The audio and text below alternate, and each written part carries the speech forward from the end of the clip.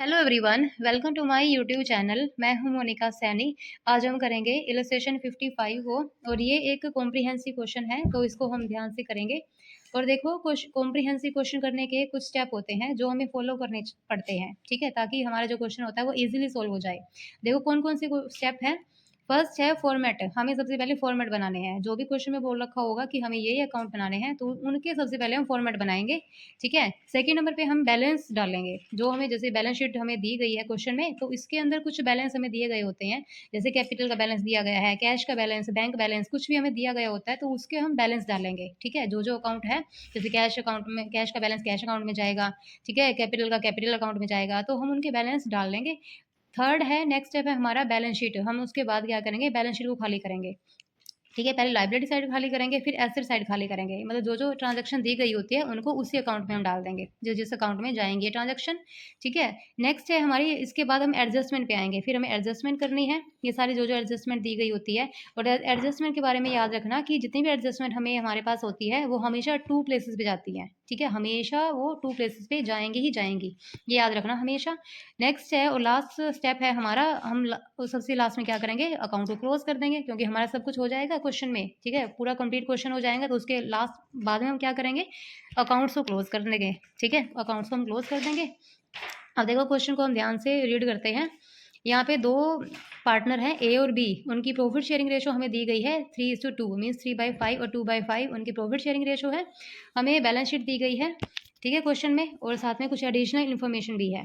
तो जो जो इन्फॉर्मेशन, जो भी एडिशनल इन्फॉर्मेशन है ना हमारे पास, एडजस्टमेंट है, और जिस जिस ट्रांजेक्शन के ऊपर एडजस्टमेंट बनी हुई है उसके सामने भी हम टिक करते चलेंगे, ताकि हमें पता लगता रहे कि इन ट्रांजेक्शन के ऊपर हमारी एडजस्टमेंट बनी हुई है। तो इसको हम ध्यान से करेंगे फिर, ठीक है। तो देखो यहाँ पे सी एडमिशन लेता है 1 अप्रैल 2017 को, सी एडमिशन लेता है, ठीक है। C to bring in 6,000 as capital. See यहाँ पे देखो, सी लेके आता है 6,000 कैपिटल के, और 4,800 वो लेके आता है गुडविल के अमाउंट, ठीक है। 2/7 में वो शेयर करता है प्रॉफिट में, मतलब 2/7 में वो एडमिशन लेता है, ठीक है। याद रखना, 6,000 कैपिटल के लेके आएगा, 4,800 गुडविल के लेके आएगा, और 48 जो लेके आएगा उसको लोन अकाउंट में ट्रांसफर करना है, ए और बी के, ठीक है। नेक्स्ट है free hold premises is under valued bye 5,000। यहाँ पे फ्री होल्ड प्रीमिसेस हमारी एसेट होती है, ये अंडर वैल्यूड की गई कर दी गई है गलती से, तो हो गई है तो उसको ओवर वैल्यूड कर दो, ठीक है। 5,000 से बढ़ा देंगे, यहाँ पे हमारी एसेट की वैल्यू इंक्रीज हो जाएगी। यहाँ पे मशीनरी प्लांट की ओवर वैल्यूड हो गई है, तो इसको कम कर दो 500 से। यहाँ पे हमारी जो एसेट की वैल्यू है वो डिक्रीज हो जाएगी, क्योंकि गलती से ओवर वैल्यूड कर दी गई है ना। नेक्स्ट है stock is to be discounted 10%। Stock discount करना है 10%, मतलब ये भी लॉस है।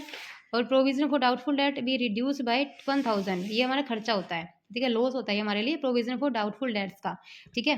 तो ये इसको हम, ये रिड्यूस हो गया, खर्चा हमारा रिड्यूस हो गया, तो इसका मतलब हमें प्रॉफिट हो गया 1,000 का, ठीक है। तो ये, और जितने भी हमारी एसेट और लाइबिलिटी की वैल्यू में चेंज होने की वजह से जितने भी प्रॉफिट होते हैं उसको हम क्रेडिट में डालते हैं, रिवैल्यूएशन अकाउंट के क्रेडिट में जाती हैं, और जो लॉस होता है वो डेबिट में जाती है, ठीक है, याद रखना। आगे है investment are to be brought down at market price it being 3,200। यहाँ पे इन्वेस्टमेंट की वैल्यू को हमें डाउन करना है, मतलब इन्वेस्टमेंट एसेट की वैल्यू हमें डिक्रीज हो गई है 3,200, ठीक है। तो ये जाएगी रिवैल्यूएशन अकाउंट के डेबिट साइड में, ठीक है। तो सबसे पहले हमें क्या करेंगे, क्वेश्चन आपने रीड कर लिया ध्यान से। सबसे पहले हम फॉर्मेट बनाएंगे। देखो जर्नल बनानी है हमें, देखो यहाँ पे बोला है जर्नल बनाओ, कैपिटल अकाउंट बनाओ, ओपनिंग बैलेंस शीट बनाओ, और साथ में न्यू रेशो भी निकाल के दिखाओ। तो देखो सबसे पहले हम फॉर्मेट बना लेंगे जर्नल का। जर्नल का फॉर्मेट बना लिया, फिर accounts capital account balance sheet हमने का फॉर्मेट बना लिया, ठीक है। और उसके बाद बस यहाँ पे, यहाँ तक हमने कर लिया। और उसके बाद देखो हमें एक रिवैल्यूएशन अकाउंट बनाएंगे, क्योंकि रिवैल्यूएशन अकाउंट अगर बना लिया तो हमारी जो जर्नल होती है वो इजीली हो जाएंगी, ठीक है, इसमें कोई भी फिर दिक्कत नहीं आएगी। पहले हम अकाउंट बनाएंगे, उसके बाद जर्नल करेंगे, ठीक है। देखो कैसे करेंगे, सबसे पहले हम फॉर्मेट बना लिया, उसके बाद बैलेंस डाल दो। कैपिटल बैलेंस दिया गया है और कैश का बैलेंस दिया गया है, तो कैश के तो ऊपर एडजस्टमेंट है, इसके हम बाद में करेंगे, पहले इसको डाल दो। कैपिटल का बैलेंस है तो इसको डालो।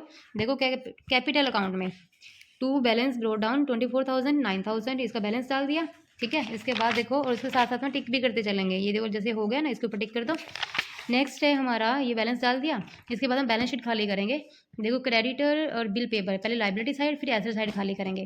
क्रेडिटर और बिल पेबल, यहाँ पे हमारी दो ट्रांजैक्शन है, इसको हम डाल देंगे, ये जाएंगी बैलेंस शीट में, क्योंकि हमारी लाइबिलिटी है 15,000 और 4,310। तो यहाँ पे लाइबिलिटी साइड में डाल दो इसको, क्रेडिटर और बिल पेबल 15,000 4,310 रुपीज़, ठीक है। ये दोनों हमने डाल दिया। इसके बाद लाइबिलिटी साइड खाली, और इधर साइड देखो अब एसेट साइड में हमारा फर्नीचर है और यहाँ पे साथ में है हमारा डेटर। इन सभी के ऊपर, बाकी के ऊपर एडजस्टमेंट बनी हुई है, ठीक है। फर्नीचर और डेटर के ऊपर हमारी एडजस्टमेंट नहीं है, तो उसको हम डाल देंगे 900 और 22,500। इसको हम क्या करेंगे, बैलेंस शीट की एसेट साइड में डालेंगे, ठीक है। देखो यहाँ पे फर्नीचर और डेटर, फर्नीचर है हमारा 900 का और डेटर है हमारे 22,500 की, ठीक है। हमने इसको डाल लिया। इसके बाद देखो, इसके बाद हमारी एडजस्टमेंट की टर्न है, ठीक है। एडजस्टमेंट भी हम आएंगे क्योंकि बाकी के ऊपर एडजस्टमेंट बनी हुई है, इनको साथ साथ में हम लेके चलेंगे। अब एडजस्टमेंट करेंगे। फर्स्ट एडजस्टमेंट है हमारी 6,000 थी, वो सी जो है वो कैपिटल के लेके आता है और गुडविल के लेके आता है 4,800, ठीक है, 27th शेयर में। तो हम इसकी एंट्री बनाएंगे और जो 4,800 वो लेके आएगा उसको ए और बी के लोन अकाउंट में हमने ट्रांसफ़र करना है। तो देखो इसकी हम एंट्री बनाएंगे। देखो इसको तो हम कर सकते हैं, और जो 2-3 जो होते हैं ना, जो हमारी जर्नल होती है, वो सबसे पहले हमारी रिवैल्यूएशन अकाउंट की जर्नल होती है, ठीक है, हमें डालनी पड़ती है। तो उसके लिए आप जगह भी छोड़ सकते हो, ठीक है, 3-4 जितने भी है, थोड़ा स्पेस छोड़ देना। उसके बाद देखो कैश अकाउंट वो लेके आता है कैपिटल, वो ये जो ट्रांजेक्शन होती है वो जो जितनी कैपिटल और गुडविल लेके आता है वो लास्ट में करेंगे इनकी जो जर्नल होती है, ठीक है। तो ये थोड़ा स्पेस छोड़ के फिर हम बनाएंगे इनकी जर्नल। देखो cash account debit to C capital to premium for goodwill account, वो कैपिटल के लेके आता है 6,000 और गुडविल के लेके आएगा 4,800, ठीक है। टोटल वो कैश लेके आता है 10,800। और फिर क्या करेंगे, गुडविल के अमाउंट को हम बांट देंगे ए और बी में लोन अकाउंट में। तो यहाँ देखो हम सेक्रीफाइसिंग रेशो में इसको बांटेंगे, जो गुडविल की अमाउंट होती है वो सेक्रीफाइसिंग पार्टनर में और सेक्रीफाइसिंग रेशो में बढ़ता है, ठीक है। अब इसको ए और बी के लोन अकाउंट में क्या करेंगे, इसको ओल्ड रेशो में बांट देंगे हम, क्योंकि यहाँ पे न्यू रेशो हमें गिवन नहीं है, ठीक है। न्यू रेशो हमें गिवन नहीं है तो हम ओल्ड रेशो को सेक्रीफाइसिंग रेशो मान लेंगे, ठीक है। तो यहाँ देखो 4,800 को हम 3:2 रेशो में बांट देंगे, क्योंकि यहाँ पे 3:2 रेशो हमें दी गई है, ठीक है। इसको ओल्ड रेशो तो इसी में हम बांट देंगे। 4,800 को बांटेंगे, 2,880 जाएंगे ए के लोन अकाउंट में और 1,920 जाएंगे बी के लोन अकाउंट में, ठीक है। अब देखो नेक्स्ट एडजस्टमेंट, ये दोनों हमारी एडजस्टमेंट हो गई है। और उसके बाद देखो फ्री होल्ड प्रीमियसिस को हमें अंडर वैल्यूड करना है 5,000 से, और मशीन है प्लांट ये दोनों एसेट है, इसको ओवर वैल्यूड करना है, इसको अंडर वैल्यूड करना है। तो इसको बढ़ाना है, बढ़ाएंगे तो ये प्रॉफिट हो गया, और यहाँ पे कम हो गया, मतलब ओवर वैल्यूड थी, इसको कम कर देंगे तो यहाँ पे लॉस हो गया, ठीक है। प्रॉफिट को रिवैल्यूएशन के क्रेडिट में डाल दो।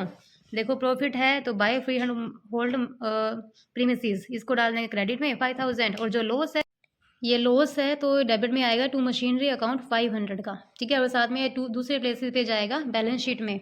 देखो बैलेंस शीट में फ्री होल्ड मशीनरी 15,000, इसकी बुक वैल्यू हमें दी गई है क्वेश्चन में, बुक वैल्यू फ्री होल्ड प्रीमियसिस की 10,000, तो इसकी अब 5,000 से वैल्यू बढ़ गई है, तो अब इसकी वैल्यू हो गई 15,000, ठीक है। और साथ में देखो दूसरा है हमें हमारे पास मशीनरी की वैल्यू को हम कम करना है। बुक वैल्यू तो इसकी दी गई है मशीनरी की 4,500, इसमें से 500 हम कम कर देंगे, ठीक है। तो अब उसकी करंट वैल्यू कितनी रह गई है 4,000, ठीक है। ऐसे देखो नेक्स्ट एडजस्टमेंट है हमारी, स्टॉक की वैल्यू को हमें डिस्काउंट करना है 10% से, और प्रोविजन फॉर डाउटफुल डेट्स को रिड्यूस करना है 1,000 से। तो ये तो हमारे लिए खर्चा है 10% का, ठीक है। देखो स्टॉक की वैल्यू कितनी है, बुक वैल्यू कितनी है इसकी 12,500, तो इसका 10% कितना हुआ 1,250 रुपये। तो ये तो खर्चा है हमारा, खर्चा है तो क्रेडिट में आएगा, खर्चा है तो डेबिट में आएगा, ठीक है। तो टू स्टॉक अकाउंट 1,250 रुपये खर्चा, और साथ में यहाँ पे दूसरी प्लेस पे इसकी एंट्री होगी बैलेंस शीट में। देखो बैलेंस शीट में इसकी वैल्यू को हम लेस कर देंगे, जितनी बुक वैल्यू दी गई थी उसमें से कितना 1,250 लेस करके, तो हमारी करंट वैल्यू रही है स्टॉक की 11,250 रुपीज़, ठीक है। इसकी करंट वैल्यू रह गई है। इसके बाद देखो हमें डाउटफुल डेट्स को रिड्यूस करना है 1,000 से, तो ये भी हमारा प्रॉफिट है, ठीक है, ये हमारा प्रॉफिट है। तो देखो by provision of doubtful debts 1,000 का प्रॉफिट है, तो उसको क्रेडिट में डाल देंगे। और दूसरी एंट्री इसकी बनेगी लाइबिलिटी साइड में, क्योंकि देखो बैलेंस शीट में इसका जो बुक वैल्यू थी दी गई थी 4,000 की, तो अब इसकी वैल्यू कम हो गई है 1,000 से, तो अब इसकी वैल्यू रह गई है हमारे पास 3,000, ठीक है। तो अब इसकी वैल्यू रह गई है 3,000, तो इसको 3,000 डालेंगे लाइबिलिटी साइड में, ठीक है। नेक्स्ट है, अब देखो नेक्स्ट एडजस्टमेंट है इन्वेस्टमेंट की वैल्यू को हमें कम करना है 3,200 तक, ठीक है। अब इसकी इन्वेस्टमेंट की वैल्यू कम हो गई है मार्केट वैल्यू, और 3,200 रह गई है। और बुक वैल्यू तो थी देखो इन्वेस्टमेंट की 4,250 रुपये, 4,250 थी, और अब उसकी जो बुक वैल्यू मार्केट वैल्यू हो गई है 3,200, तो कितने का लॉस हुआ हमें, यहाँ पे हमारा लॉस बना है, देखो इसकी हमारा लॉस बना है 1,050 का, ठीक है, ये हमारा लॉस हो गया। इन्वेस्टमेंट की मतलब एसेट की वैल्यू डिक्रीज हो गई है 1050 से। अब देखो इसकी हम डालेंगे बैलेंस शीट में, दूसरी प्लेस पे जाएगी बैलेंस शीट में, क्योंकि इन्वेस्टमेंट की वैल्यू कम हो गई है। ठीक है, यहाँ पे 3200, क्योंकि 3200 यहाँ पे रह गई है ना।